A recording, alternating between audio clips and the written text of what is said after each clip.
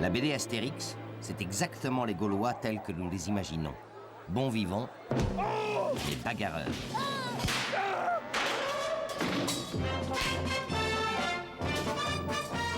La bataille a été rude, les coups ont volé bas, mais tout s'oublie autour d'une cervoise.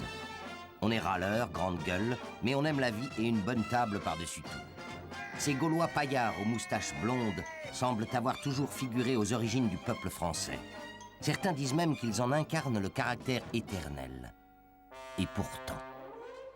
Les premiers albums d'Astérix sont publiés vers la fin des années 1950.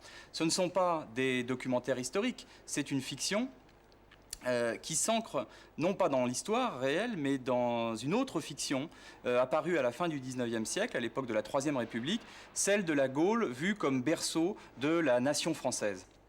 Alors pourquoi cette nouvelle version de l'histoire de France?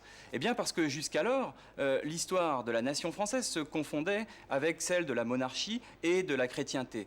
Les héros nationaux étaient les descendants de la dynastie des Francs, les Mérovingiens, les Capétiens, Clovis, Saint-Louis. Mais nous avons changé de régime et la Troisième République laïque, le Parti républicain notamment, a besoin de héros différents, plus païen aussi, parce que nous sommes quand même dans un camp anticlérical. Donc on va voir ressurgir ce personnage un peu oublié, un peu délaissé, Vercingétorix, qui a perdu contre les Romains, mais qui est quand même celui qui a su rassembler les diverses tribus, les diverses populations gauloises dans la lutte contre l'envahisseur romain.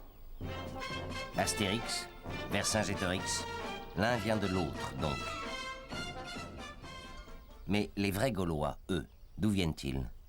On a longtemps cru qu'il s'agissait d'invasions très puissantes, très massives. Puis maintenant, on commence un petit peu à modérer un petit peu ce discours. Alors, on dispose d'une information de César, donc de la guerre des Gaules. Il dit que les habitants de cette région venaient d'au-delà du Rhin. Donc, soit ils venaient d'Allemagne du Sud, soit de la Bohème, d'Europe centrale en quelque sorte. Mais on pense plutôt qu'ils sont arrivés par vagues successives. Donc un premier peuple est arrivé, il a pris la meilleure place, un deuxième est arrivé, il a pris une place suivante, et ainsi de suite, mais généralement en occupant des trous dans l'occupation du territoire. Et finalement, en se mêlant à la population existante, très certainement en la soumettant à un esclavage. Des vagues successives. Une fois installés, ces peuples conservaient-ils leur autonomie ou formaient-ils une nation unie? Ici, par exemple, on est chez le peuple des Ambiens, qui a donné son nom à la ville d'Amiens. Les Ambiens étaient parfaitement autonomes, mais généralement ils participaient à des confédérations, c'est-à-dire des groupements de peuples, de 3, 4, 5 peuples, qui allaient à la guerre ensemble, qui avaient des relations diplomatiques ou commerciales étendues, mais chaque peuple restait autonome. Donc il n'y avait pas de nation gauloise. Pas de nation, une multitude de peuples. Alors qu'est-ce qui unissait les Gaulois? La réponse est peut-être à chercher du côté de Cétotomatix, le forgeron.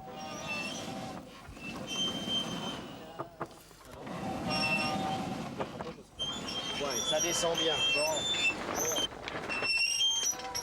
Si les Gaulois sont tellement divers d'un point de vue politique, il y a effectivement quelque chose qui les unit, c'est un savoir-faire, une technique, la maîtrise de la réduction du minerai de fer pour obtenir ce fer qui va être une révolution technologique. Ce fer, il a un gros avantage, c'est qu'il est extrêmement abondant. Du minerai de fer, il y en a partout. Deuxièmement, il a une grosse qualité. Si je prends un morceau de bronze, comme ceci, et que je le tords, il casse. Parce que c'est un mélange d'étain et de cuivre.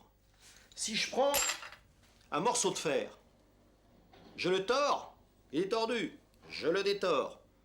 Il se retord, je le détors. Et si ça va pas, eh bien je le reforge. Ce métal produit, c'est au bout d'une arère une enveloppe de fer pour durcir la pointe. C'est les ciseaux, les burins, les marteaux, les pinces du forgeron, c'est des clous.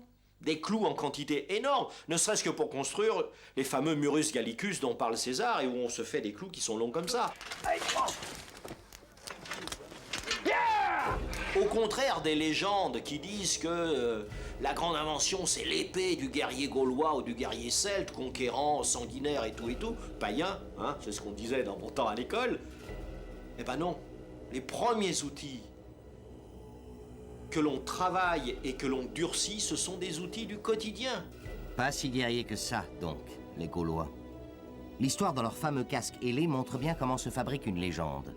Au milieu du 19e siècle, on le représente avec une crête.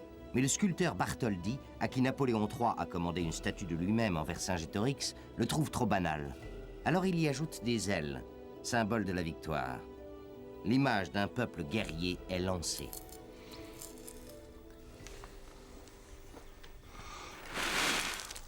Au parc archéologique de Samara, près d'Amiens, maisons gauloises et techniques de fabrication de menus objets ont été reconstituées scientifiquement. Ici, un bijou en étain sort de son moule.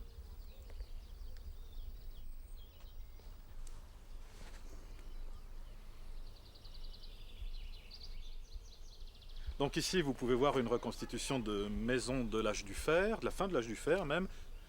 Vous voyez que les bois sont équarris, ce qui est absolument nécessaire lorsque l'on fait des assemblages comme ceci, qui sont des tenons ou des mortaises. Là-bas, vous avez d'autres types d'assemblages qui sont des assemblages à mi-bois. Il faut imaginer aussi que cette maison était munie d'une porte, qu'elle avait une clé, une serrure en bois, mais une serrure néanmoins.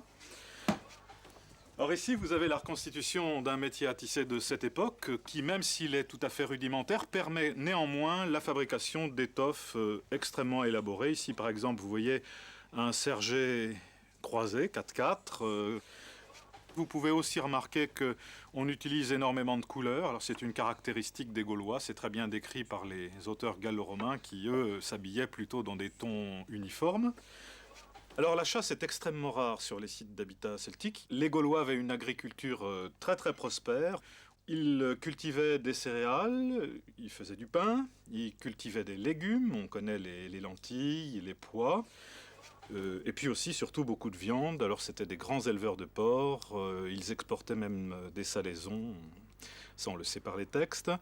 Et bien sûr, on mangeait du bœuf bouilli. Par exemple, vous avez ici devant vous un chaudron, dans la marmite dans laquelle est en train de bouillir un morceau de bœuf. Et donc, on se servait dans ce chaudron à l'aide d'un croc. Le croc était au bout d'une grande tige de fer. Et de l'autre côté, il y avait une cuillère pour récupérer le jus. On versait tout ça dans une assiette. On mangeait avec des couteaux et puis avec les doigts. On s'en mettait plein la barbe d'ailleurs. Quoique les Gaulois n'étaient pas si barbus qu'on veut bien le penser, puisque la plupart des Gaulois se rasaient, nous disent les textes. Pas de chasse au sanglier, mais habitation, habillement, certains détails ne sont pas faux dans Astérix. S'il y a par contre un point sur lequel Obélix se trompe lourdement, c'est bien celui des menhirs. Dès 1830, la légende associe menhir et monde celtique. On déclare « Ici, les druides célébraient leurs rites ».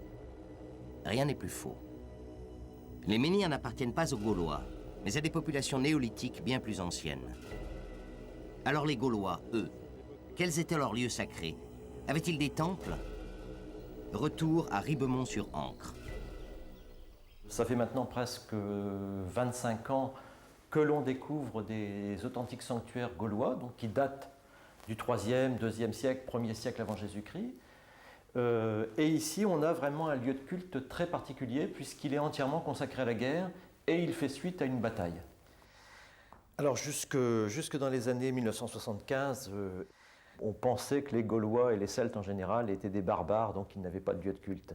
Et là-dessus, on se basait sur quelques textes anciens, qui nous disaient que les Gaulois allaient cueillir le gui, faire leurs activités religieuses en pleine forêt. Et donc on s'est appuyé sur ce texte pour dire que les Gaulois n'avaient pas de lieu de culte comme les Grecs ou les Romains, c'est-à-dire des lieux de culte fixes. Et puis ces fouilles ont montré que c'était tout le contraire, qu'ils avaient d'authentiques sanctuaires, donc des enclos très bien aménagés, avec des bâtiments, des hôtels, etc. Donc cet enclos est défini par un fossé, donc c'est un espace carré qui a une quarantaine de mètres de côté en quelque sorte, et donc l'intérieur, c'est le terrain de la divinité, c'est sa propriété privée. Donc c'est quelque chose qui est sacré. Et quand on est à l'extérieur, évidemment, on est dans le monde profane, on est dans le monde des vivants. Monde profane, monde sacré. Pour mieux visualiser les divers aspects de leur découverte, les archéologues de Ribemont-sur-Ancre ont réalisé quelques aquarelles. Et l'on pense, c'est actuellement l'hypothèse de travail que l'on a, que les corps qui se trouvent à l'intérieur de cet enclos, ce sont des aménagements qui ont rapport avec les morts de la cité, avec les héros en quelque sorte. Alors que ce qui se trouve à l'extérieur, on pense que c'est plutôt consacré aux ennemis qu'on a ramassés sur le champ de bataille et que là on a exposé, peut-être debout, peut-être avec leurs armes. Et ça, on pense plutôt que c'est un côté un petit peu insultant en quelque sorte. Et à l'intérieur, on va traiter les corps très certainement des héros de la cité. Et on a fait une sorte de ce qu'on appellerait un autel en quelque sorte, c'est une boîte cubique dont les parois, là on le voit très très bien ici, sont faites avec des membres qui étaient déjà en grande partie décharnés. Mais généralement ce sont des membres, hein, donc on a des jambes, des bras qui sont repliés et on a fait une sorte de muret dans lequel on versait des cendres, donc les incinérations, le produit d'incinération d'autres individus, de façon à ce que ces incinérations soient données au Dieu. Parce que le Dieu est censé habiter le sol, c'est un Dieu qui habite les ténèbres, c'est un Dieu un petit peu infernal, et donc les humains retournent vers ce Dieu, et c'est ce qui se passe avec ce type de construction.